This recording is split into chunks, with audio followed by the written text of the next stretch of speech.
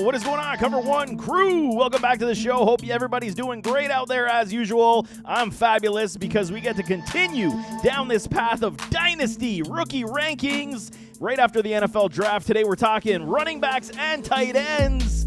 We already did the wide receivers and the quarterbacks. That show is down here in the channel as well, so check that one out. Also, before we get started, I want to thank all the new subscribers for joining. We're moving. Road to 1,000 is the goal, the early goal right now for this channel as we continue to move forward under the Cover One umbrella. Truly appreciate y'all. Thank y'all. And I mean, if you can, hit that like button, hit that subscribe button. Let's continue this thing moving. But let's dive into these rookie rankings for running backs and tight ends. When it came to the NFL draft, it was rather simple, I want to say, for my top three running backs in this draft class. It was Bijan, it was Gibby, and it was Charbonnet. We have a difference here when it comes to the rookie ranks because obviously Bijan is the cream of the crop. He landed in a great spot. He is the number one back to be taken in these rookie rankings and these rookie drafts that are coming. And I mean, Bijan right now, I mean, path to volume is just going to be screaming large. 300-plus touches. You got to believe with the Atlanta Falcons, they're going to utilize him in the pass game a lot. Help Desmond Ridder along. Bijan, obviously, number one. Number two, Jahmyr Gibbs. Gibby's my guy, and I mean, I'm a huge supporter, huge fan. Those feet are lightning quick, and I mean, the trade with DeAndre Swift just absolutely planted him as the number one running back, likely in Detroit. I mean, okay, yeah, they got David Montgomery. We understand there's probably going to be some timeshare to be had here in Detroit, but Gibbs is a three-down running back. No kidding. He puts on a little bit more weight, a little more muscle mass, and he's not going to get taken off that field very often. No kidding. Number three might shock some people. It is Kendre Miller. And it's just path to volume. Path to targets, path to volume is the key when it comes to these rookies. And with the Alvin Kamara situation, potential suspension in the waiting, but he's going to still have a role. I want to believe Miller will, even if Alvin Kamara is on the field. Something like we saw how they spelled out Kamara with Mark Ingram. You got to believe it's got to be in that same stratosphere of opportunity. Miller is a good, talented running back. I'm not necessarily, over the moon on his skills, top-end talent, but I mean, I do like his game enough to suggest that number three is not a reach or a hot take, I should say, whatsoever. I think that path to volume is definitely there, and he's going to surprise some people, especially in this offense with an Alvin Kamara. If Kamara gets suspended, that uptick just goes up that much more. Number four, this one hurts, Zach Charbonnet, and I mean, like a fine wine, this did not age at all well. It's piss poor grapes. I don't like it, man. Pete Carroll, what are you doing? You're still confusing me today. You got Kenny Walker III. What are you drafting a guy like Zach Charbonnet on your squad for? Charbonnet is a three-down running back through and through. He's got hands, light feet for days. He's a great talent, so you're going to I get it. You're going to pummel people with the running game. You also drafted a Jackson Smith-Njigba. There's so many mouths to feed on this team now. They also drafted a Kenny McIntosh. So, I mean, he's a running back, you know what I'm saying. Like, I was going to swear there, but I'm saying Pete Carroll is. But Charbonnet in Seattle, even though he is my number 4 ranked running back, there's a lot of split that's going to be happening here. Almost like I want to feel, the A.J. Dillon and Aaron Jones situation in Green Bay. Excuse me, as Dillon started to move up, getting more touches. I feel like Charbonnet is going to be in that category as well. He's going to see probably more goal line work than a Kenny Walker, you want to believe. But this one hurts a Zach Charbonnet. So, I mean, you can't pass him up at 4. I guess that is the biggest problem that I do have. So putting him at 4 is one of these things, but I'd almost look for a wide receiver over Charbonnet at this point, if there is one, like an Addison Flowers or a JSN, because you just can't trust it and how that's going to be utilized with a Kenny Walker. This one really sucks for fantasy value. No kidding. Number 5, Roschon Johnson. Everyone's moving up my guy Devin A-Chain over Roschon. I'm maybe a little more bullish on Roschon than most. This situation in Chicago is very good. I was huge on Khalil Herbert. Nobody believed me when I said Khalil Herbert was a talented running back and that he was going to make waves in the NFL. Now look at him. He is fighting for number 1 running back duties. Everyone pegged him to be the number 1 guy. Now you draft yourself a little Roschon Johnson, who I truly believe is a 3-down back in this league. He's got the power. He's got the weight. He's got the height. He's got hands. He's a very talented individual. Everyone just doesn't know him well enough because he played behind a guy like Bijan Robinson. So Roschon at number 5 for me is a no-brainer based on landing spot. Number 6, Devin A-Chain off the A-Chain. Good, because he is, and I love him. He's got speed for days, track wheels. Love me some A-Chain. Plays bigger than what he is. Everyone's worried about the size. I think he'll be just fine. He showed good leg power, leg strength, good break, slip tackle when he had the opportunity, and he also is a very talented receiving back. A-Chain's got speed for days, and you know McDaniel, the head coach, is going to be utilizing the speed in Miami with Tyreek and Jalen Waddle. They got a track team. I don't like it as a Bills fan, but goodness, it's going to be fun to watch on Sundays, man. Number 7, Tank Bigsby. I told y'all through the draft process, through the scouting report process, everyone's sleeping on Tank, and I don't know why they are. You don't like running backs that are 6 feet, 220? Okay, that's fine. That's your MO. That's not my MO. I love running backs that are this talented. Everyone said he couldn't catch. That's bull duty because he had over 60 catches throughout his collegiate career. He's got good enough hands. He's not a Bijan in that respect. He's not A-Chain in that respect, but his hands are fine. It's not going to preclude him from being taken off the field and passing downs. But now you have an option. Now you're going to be likely doing more splits where Bigsby could see first and second down carries, and Etienne goes back to kind of that change of pace, third down running back. So it's going to hurt Travis Etienne just a little bit. I think more than Tank Bigsby. I might have said A-Chain. Might have slipped up there for a name, but I mean Tank Bigsby and Travis Etienne are going to form a very formidable duo that will produce a lot of fantasy points. I do believe so, but Tank Bigsby is a very good running back, and the Jacksonville Jaguars snagged themselves a good one. He is my number 7. Number 8, Chase Brown. Might shock some people as well. I love the situation that he finds himself in. Cincinnati's offense is killer. We all know this. High octane, high passing upside with Joe Burrow, Jamar Chase, T. Higgins. And I mean, with Joe Mixon and his problems that he's been having off the field lately, I mean, he could be a cap casualty still this season, but we'll see how that does shake down. Chase might take a little bit of time if Joe Mixon still is there, but Chase Brown is a very talented running back. He's got a ton of heart, and he does not give up. He's got good wheels, solid pass. The hands are getting better. I don't want to say he's a solid pass catcher yet. The hands are definitely getting better, but he will improve in this offense. He can carry the load a lot, as he showed last year in college football with his heavy volume set. So Chase Brown, to me, at number 8, based on situation, is definitely a good value at number 8, man. Number 9, Sean Tucker. He fell in the draft simply because to undrafted rookie free agent because of the heart issue. And I mean, what else can you say? He is a very good running back. Power speed combo. He also can catch the ball. He's got good wheels. 4 or 5 wheels doesn't say good on paper, but you throw on that film, he's able to make house calls, not all day long, but he's able to make house calls. Now landing with Tampa Bay, who does have a running back problem without Rachaad White. So, I mean, Rachaad White is still there. Leonard Fournette is gone, I should say. But with Rachaad White, they're going to need a backup plan, and Sean Tucker could definitely earn himself some carries in this offense that is going to hopefully and likely be a little bit more run-heavy now with Baker Mayfield behind center with no Tommy touchdown. Number 10, we got Tyjae Spears. And I mean, okay, everybody loved Spears. Everybody saw the Senior Bowl. They were gushing over Spears. There was something about his game I just did not like, and it broke it down in the scouting report. He's got heavy feet. He runs with heavy feet for me, even though he is explosive. He is elusive. I don't care for the running style, and then this landing spot did him no favors as well, even though Derrick Henry, we've heard the rumors. There's potential trade. Derrick Henry might not be on the Titans this year. He's still going to be there this year. After this year, what is going to happen with Derrick Henry and this Titans team? They could do a full rebuild, so maybe Tyjae is going to get his shot next season. We will see, but it's a big risk. He is also coming off 2 ACL injuries throughout his time so far playing football. Red flags, I'm telling y'all. So Tyjae Spears, I do like the game. I'm not bashing his game whatsoever, but I think the value for me dropped from a lot of these situations that I didn't like, especially with his ACLs and his running style. Number 11, DeWayne McBride. He finds himself in a situation where he's waiting for Dalvin Cook to find himself on another club. DeWayne McBride is a good, talented running back. The Alexander Madison situation, it was interesting to see him go and sign back with the Vikings. But, I mean, DeWayne McBride, and if Dalvin Cook does, they're kind of hedging their bets, I guess is what the best way I could put it. If Dalvin Cook finds himself in another team situation, DeWayne McBride is a very talented running back that could, shoulder a quite handsome workload in the NFL, no kidding. Number 11, I think, is pretty good value right now for a DeWayne McBride. Number 12, Israel. I'm not going to pronounce his last name because I suck at that last name. Abba and see, I suck. I'm not going to even try. But number 12 for the New York Jets. They're hedging their bets here with a Breece Hall recovery for the ACL.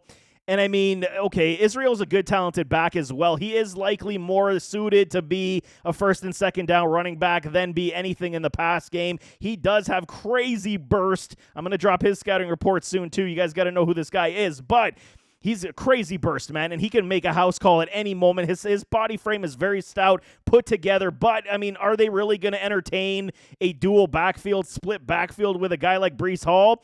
Highly unlikely, but this season may be the anomaly because Breece Hall is coming off the ACL, and they're probably going to nurse him along. They see the longevity in it, but with Aaron Rodgers there, they could push him back a little bit further, Breece Hall, or sooner, I should say, but Israel's a very talented back, enough that he could take some lion's share of the work and help support a Breece Hall as he continues his recovery, and then they can maybe take the top off of Breece Hall maybe around like week 8, week 9 if everything goes to fruition with his recovery plan. Israel's a good running back, solid get for the New York Jets, but I mean, we'll see how it works with value, because volume is definitely not going to be there with a healthy Breece Hall. Number 13, the Jitterbug, and I think I've coined this man the Jitterbug. I made this nickname for him. I love me some Deuce Vaughn. If you guys do not know who Deuce Vaughn is, go and even just throw on his highlight tape, and you guys will be absolutely in love with his game. He's full heart. He's got like Darren Sproles 2.0 written all over him. Might be even better than what Darren Sproles was. Yes, he is small. He's 5'5", and I mean, that doesn't necessarily translate in the pros, but going to the Dallas Cowboys, his dad actually drafted him. Pretty cool story. Called him up on the phone. But if they do utilize him in this offense with a Tony Pollard, I think it's especially in the pass game, Deuce Vaughn is going to make people miss. He's just so explosive, so much elusive ability. That's why I got him at 13. It's a high risk. There's a lot of bust potential here, no kidding, just because of the size. How much volume is he going to see? How many targets is he going to see? Very big question marks in the pros, but I love Deuce Vaughn. He made Kansas State so entertaining to watch every single Saturday. So I'm telling y'all, the Jitterbug, do not forget about him because he is my number 13. Number 14, Zach Evans gets drafted by the LA Rams. Okay, so another Cam Akers. I mean, is this what we're doing here in LA? I mean, okay, and I think Cam Akers can run in between the tackles better than Zach Evans can. But, I mean, playing with the Rams, there's going to be opportunities to run the ball. Injuries to Cam Akers has been there. And all they really have is Kyron Williams outside of that. So, I mean, Evans could find himself, if he's got good speed, and I'll give him that. So it's a part of the Rams offense they don't have in this backfield where Williams is a little slower. Akers definitely lost a step after he tore his Achilles. So Evans does bring that change of pace when it comes to speed. So you could see some house calls from this man. I'm just not overly sold on his game right now. He is basically more of an outside runner than inside runner. So they're going to have to scheme up ways to get him open and find lanes in the open field. Number 15, round out my running backs, is Keaton Mitchell. He lands on the Ravens, I believe, as an undrafted rookie free agent. He is a good running back. And, okay, this is another big boomer bust situation. You can leave him on the waiver wire, but if you got room on your taxi squad, I would definitely store him there because if he does pop off, you never know. They looking for a running mate that can catch passes from the backfield, and Mitchell could be that guy as well. He's got very good speed. He's got good elusive ability, and he's got some bruising type to him as well. I do like his game a lot. He is a very quick human, but I mean, he is one of those boomer bust people that you're not running to the draft to go get him, but I would definitely try to stash him on my taxi if I do have time and room. Moving on to tight ends that are tight. I mean, we got some good ones here. I mean, one of the best drafts we've seen overall in terms of depth at the tight end position. Dalton Kincaid, number 1. Obviously, the Buffalo Bills, our Buffalo Bills traded up to get him. And, I mean, I was a little bit sour on the pick, but I understand after watching some film on Kincaid, a little more film, I mean, he's going to add a dimension to this Bills passing game that the Bills don't necessarily have. He is like a bigger wide receiver. They're going to play him a lot in the slot, get the free releases, get the mismatches. Everyone's saying, well, what do you do with Dawson Knox? And, I mean, we'll see. They're going to do maybe more double tight end sets, and they're going to utilize Kincaid against, smaller nickelbacks. And he's got ability to out-jump and, outclass these gentlemen. he could be a very interesting fantasy play even in redraft. That's the funny thing. But I think Dalton Kincaid in a fantasy, dynasty platform, you definitely got to get him up high because he is a very talented human. And I think Josh Allen's going to expose a lot of defenses with a Dalton Kincaid. Number 2, Michael Mayer goes to the Las Vegas Raiders. No more Darren Waller. You got Jimmy G. You still got Devontae Adams. You still got weapons on this team. Jimmy G's good enough. I mean, we saw what he was able to do with George Kittle. Why not Michael Mayer as well? He should insert as the number 1 tight end relatively quickly through training camp. He fell in the draft process because there were some question marks on his ability, to break tackles for a man his size. I'm not overly concerned. He's a very good talent, and I think he's going to make a lot of plays as well. He's resting as my number 2. Number 3, Sam Laporta. These Detroit Lions, they had themselves a damn good draft. They filled in a lot of good needs. Sam Laporta is one of my favorites, Iowa, and I mean, he is so good, so talented, and Iowa just continues to turn out tight ends, and you will be as impressed as I was with Sam Laporta's game. He is so good in the play-action pass. He can block. He's got good speed, good hands, very reliable, trusted source, trusted commodity. You're adding another big body on this offense, which was desperately needed, and Sam Laporta will turn heads very quickly in the NFL. Number 4, Luke Musgrave, Green Bay Packers. They doubled down as well with Tucker Kraft. And I mean, okay, so Luke Musgrave to me is probably the better one out of the 2 right now. He's got a little bit more receiving upside where Kraft, I want to believe, can be a better blocker. It's going to be hit and miss, so we'll see who Jordan Love does like better in the training camp and the preseason, but it's going to tell a giant tale of who's going to be the starting tight end for this Green Bay Packer team. Musgrave for me right now, I think I'm going to double down and say he is at number 4 where I got Kraft a little bit lower, but I do like the upside with what Green Bay has done in this draft as well. They got the receivers last year. Now they're adding tight end bulk in this offense, so, Jordan Love will definitely have some weapons. Number 5, Luke Schoonmaker, and I mean, okay, the Dallas Cowboys, they needed to replace Dalton Schultz. They did that here with Schoonmaker, and I mean, he's a good talent, very solid player, very big, good blocking tight end, very good receiving tight end. He's kind of that dual threat tight end that you're looking for, and I do believe he will make a run for being the starter very quickly. May not happen in year 1 because I believe they do have some other capable tight ends on this roster, but Schoonmaker is very, very talented, and he will, just like Dalton Schultz. Everyone didn't understand where Dalton Schultz came out of nowhere. I think Schoonmaker is going to actually make a name for himself relatively quickly with Dak Prescott and this offense, and I mean, he's got another big body to throw to chain mover type of tight end.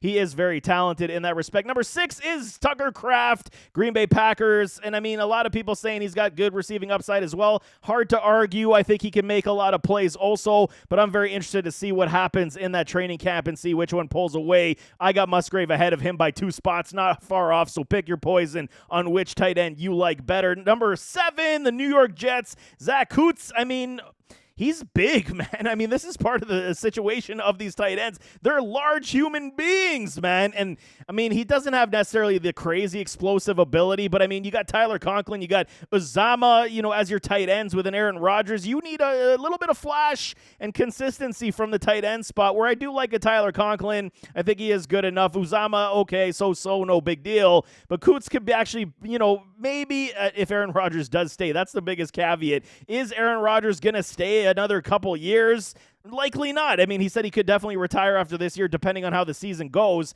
But I mean, at 7, you can't hate it whatsoever for Ertz to be there, especially with an Aaron Rodgers, hopefully for the next couple years. Number 8, Darnell Washington.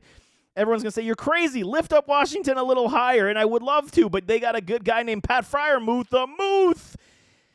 It's hard for me to understand how Washington's going to fit in for high quality fantasy productivity with Pat Freiermuth on this roster. As big as Washington is, and we know the issues the Pittsburgh Steelers had in protecting the passer and opening up lanes for Najee Harris, I feel like Washington is just going to be a staple on that line as well. He's such a good blocking tight end just because he's a behemoth of a human being. Washington will likely stay on that line blocking a lot more than a lot of people do believe. He will get his sprinkles from time to time, but I do believe that this offense still is for Pat Freiermuth at the tight end spot until further notice. So Excuse me again, that's why I got Darnell Washington here sitting at number 8. Number 9, Payne Durham going to the Tampa Bay Bucks. I like Payne Durham a lot. I mean, he doesn't have any, necessary elite traits that I want to say, but he's good, and he finds his way to get open. Very good red zone threat, so he could find his way to scoring a lot of touchdowns in the near future. Most tight ends take anywhere, elite tight ends, 1 to 2 years,